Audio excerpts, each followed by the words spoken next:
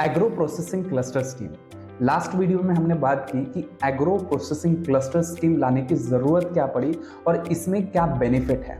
अब ये वीडियो में हम बात करते हैं कि ये स्कीम का बेनिफिट कौन ले सकता है, एलिजिबिलिटी क्राइटेरिया है क्या है और क्या क्या कंडीशंस होती है जो फुलफिल करनी पड़ती है अगर आपको ये स्कीम का बेनिफिट अगर लेना है तो।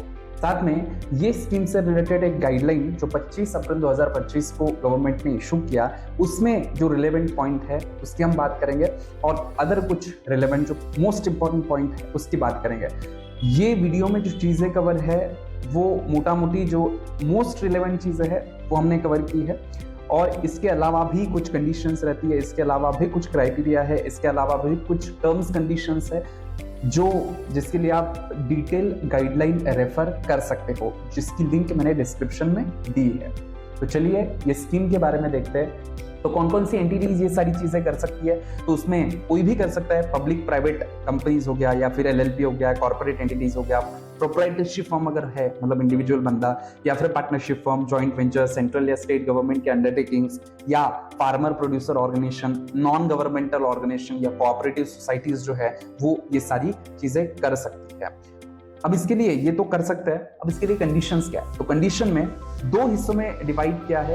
एक तो जनरल एरिया और दूसरा डिफिकल्ट एरिया, जिसमें नॉर्थ ईस्टर्न स्टेट्स जैसे सिक्किम हो गया, state of Jharkhand, state of Himachal Pradesh, union territory of Jammu and Kashmir, Ladakh, state notified by ITDP integrated tribunal development project, या inland union territory of Andaman and Nicobar and Lakshadweep. ये सारे जो एरियाज है वो डिफिकल्ट एरियाज माने जाएंगे और डिफिकल्ट एरियाज के लिए थोड़ा सा फैसिलिटी ज्यादा दी है या सब्सिडी की फैसिलिटी थोड़ी ज्यादा दी है। Network should be 1.5 times the grant amount. और यही डिफिकल्ट एरिया के लिए अगर है या फिर जो एप्लीकेंट है, जो एप्लीकेशन करने वाला बंदा है और वो एससी या एसटी कैटेगरी का है, या फिर प्रोजेक्ट प्रपोजल मिला है एफपीओ या एसएसजीओ से, तो वहां पे वो जो 1.5 टाइम्स की कंडीशन है वो 1 टाइम हो जाती है। उसके बाद दूसरी कंडीशन है कि इक्विटी, मतलब आप वो जो भी प्रोजेक्ट डालोगे उसमें खुद का फंड कितना चाहिए, इक्विटी कितना चाहिए, तो एटलीस्ट 20% ऑफ प्रोजेक्ट कॉस्ट आपका खुद का पैसा वहां पे आपको इन्वेस्ट करना पड़ेगा।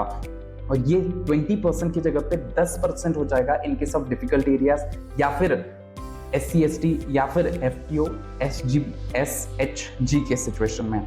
टर्म लोन जो भी प्रोजेक्ट कॉस्ट रहेगा उसमें टर्म लोन जो बैंक से या फाइनेंशियल इंस्टीट्यूशन से आप लोगे वो कितना होना चाहिए, तो जितना भी प्रोजेक्ट कॉस्ट रहेगा उसका मिनिमम 20% आपको टर्म लोन लेना पड़ेगा और यही 20% की जगह 10% हो जाएगा in case of this situations.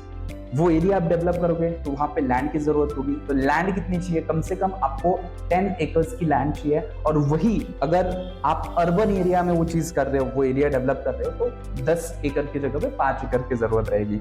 और ये जो लैंड रहेगी वो आप परचेज भी कर सकते हो या फिर आप लीज पे भी ले सकते हो, लेकिन लीज का पीरियड मिनिमम 50 ईयर्स होना चाहिए। उसके बाद इसके अलावा कुछ कंडीशंस है, उसमें जो टर्म लोन है बैंक ने टर्म लोन सैंक्शन करना चाहिए, साथ में उसका जो भी डिटेल अप्रेजल नोट होता है वो आपके पास होना चाहिए।